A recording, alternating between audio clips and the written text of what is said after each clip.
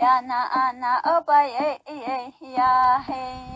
Etinea, my son and Ishla. This is Navajo Grandma. We are up in the mountains and it's so beautiful. Today is basically the end of all the videos I'm going to make.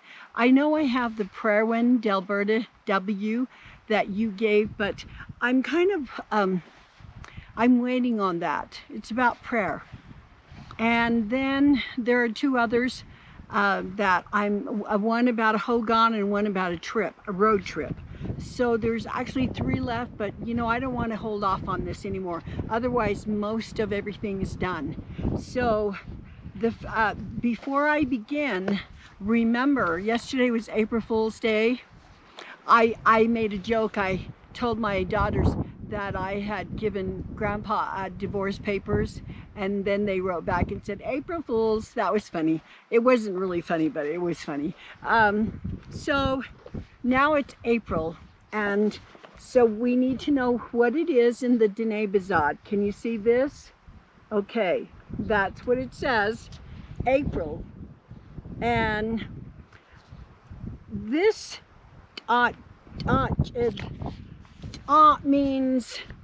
means leaf, and chil means small. The small leaves. If you look at this, where Grandma made this drawing, it's when all of the leaves are starting to sprout, and summer is coming, spring is here, and notice the plants, the leaves and the flowers are just popping out, and they have the little leaves. It's the beginning of spring, and so it's called Achil. And so they're just called the little leaves. So then now you know in Dine Bizaad, when somebody says, what is April? And you can say Achil. It has a Achil. Okay, so now you know what April is. Alicia Redwolf asked one of the questions that was left is, how far does the Navajo Nation expand? And so Grandma went on ahead and wrote this out, okay? The square miles. We did the square miles, and then we did the acres. So Alicia, you wanted to know that, and here it is. Grandma spelled it out. Then the next question that needed to be answered, and really didn't require a video. This is by Suzanne Butcher, and her question is, why is turquoise so prominent in Native culture? Now, Grandma already made a silver and turquoise video, and so to understand turquoise to all Native Americans and Aboriginal peoples was held in high regard for spiritual reasons. The ancient Egyptians entombed pharaohs with turquoise-studded jewelry, and sometimes you saw them in their sarcophagus, I guess you could call it. They were inlaid in there.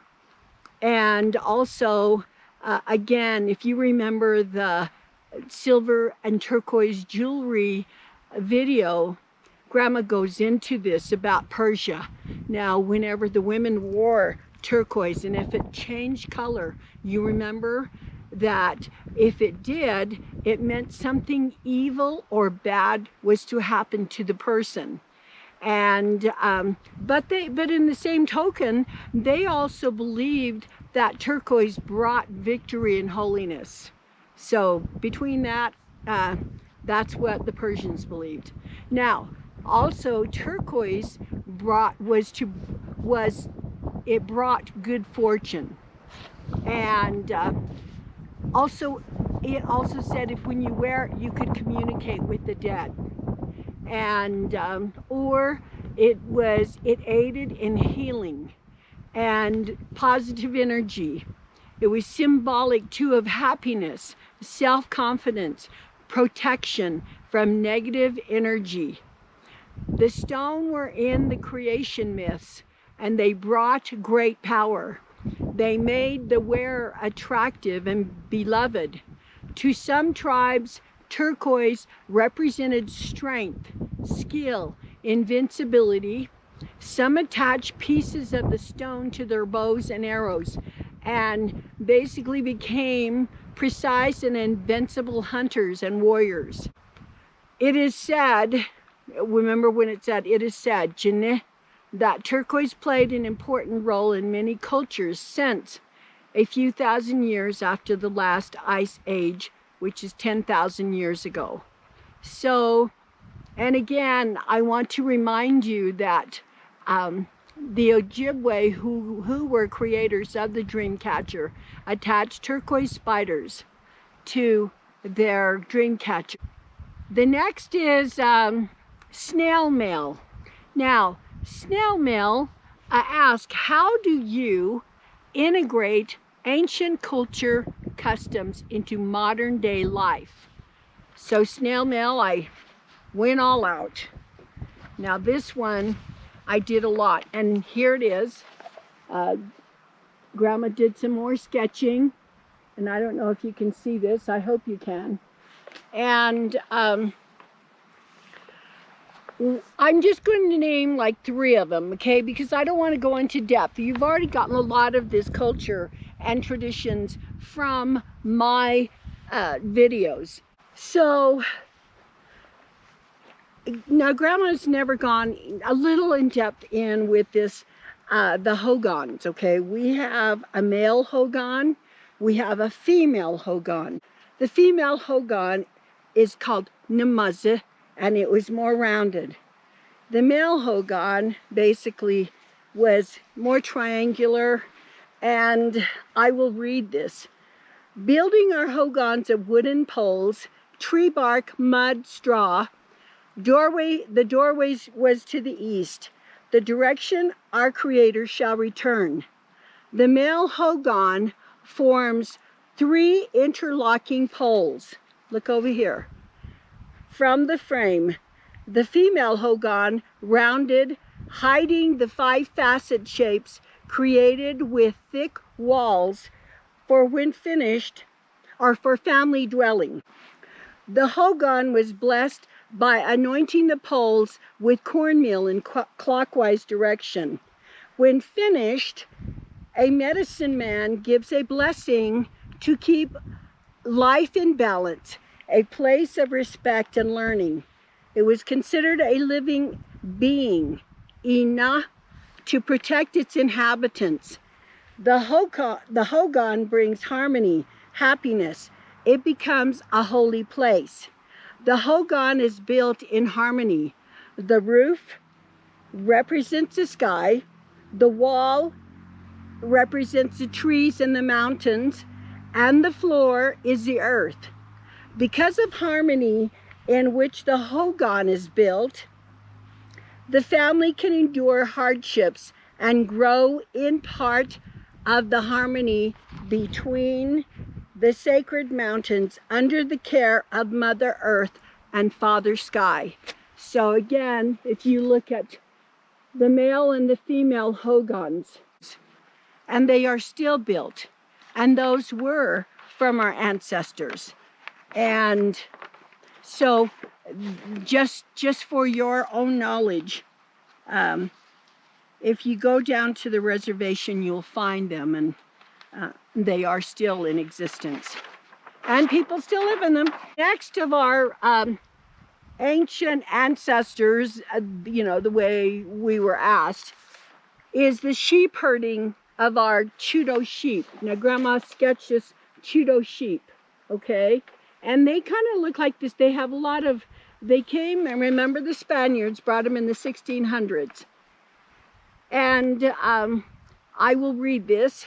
With love, care, helping healing during lambing season, which is around now, nurturing babies if mothers die in birth, praying for our sheep to prosper.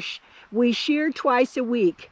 Prepare wool washing with yucca, skirting, jitsi, carding, spinning, using our ancient ancestral spindles, now called Navajo lap spindle or Southwest spindle. Once the yarn is spun, using our feet, hand, and elbow and knees, we wind our yarn into skeins of yarn. Then we forage and gather natural plants to dye our skeins of wool over a fire in a huge stainless steel wash tub. Thereafter, rinsing, drying our wool hung on sagebrush in the sun. Then we use the dyed dry skeins of Chudo wool for weaving blankets for various reasons or uses, or to sell at the trading post. And again, we still do this. We weave, we still shear. There's nothing that is different that we do, and make our own looms. The last one's going to be kind of detailed, so I think instead of Grandma holding this up for you, this is the corn, okay? Where this is called the Native American or the Dine agriculture. And it's called, now at the top of here, and it's called Idilye, planting of crops. Idilye. According to oral history, different colors of corn come from the turkey. White from the tip of the tail, blue from the neck ring, yellow from the top of his rear tail feathers, and striped from the tail feathers as well. The Dine were created from a perfect ear of corn. White corn for the male, yellow for females. The first corn was called Hanotani, created before the first rule of the Dine. Different colored corn is planted to honor deities by using it as an offering. From the earliest of time, the Dine traded meat, tanned hides, and wild food for corn, squash, beans, and other goods. According to oral history, the holy people introduced the Dine to agriculture. They depended on corn, squash, and bean for food. Corn and agricultural knowledge are embedded in the blessing way, night way, and other ceremonies. Corn pollen, white cornmeal are offerings in prayer and ceremonial life. In the coming of age, young boys are taught that they have two hands, one in which to hold a bow and the other one with a planting staff. With a bow, they hunt game, and with a planting staff, they plant corn. The Dine started to apply dry land farming methods to small gardens. Rain became important. Today, corn is still an important part of life and considered a traditional cultural item. Dine people have steamed corn, kneel-down bread, and winter squash. According to oral history, Turkey gave watermelon, cantaloupe, and pumpkin to the Dine from seeds that fell from both of his armpit feathers. Irrigation made successful farming yields, especially along the Chaco, Cottonwood, and Pinnebete washes. Some elders still watch the constellation and heavenly bodies to decide how they will go about daily life, and the Dine plant in accordance with certain positions of the constellations. The Pleiades played an important role in determining the timing for planting and harvesting. When Pleiades disappears in the western horizon in the evening in May, it is the preferred planting time. As the growing season nears to an end, you watch the sky for the appearance of Pleiades. And that's around, could be, October-ish, and when everybody's harvesting. And again, here is the corn, the agricultural part of that we to this day, these are ancestral. I don't know if you even saw, I think I squished this. And if you saw that. So these are, I mean, there's only 3 of them that I'm telling you about, but there's so much more that you could, I mean, you could give a lecture on every one of these. So thank you to Snail Mail, and we will finish this video.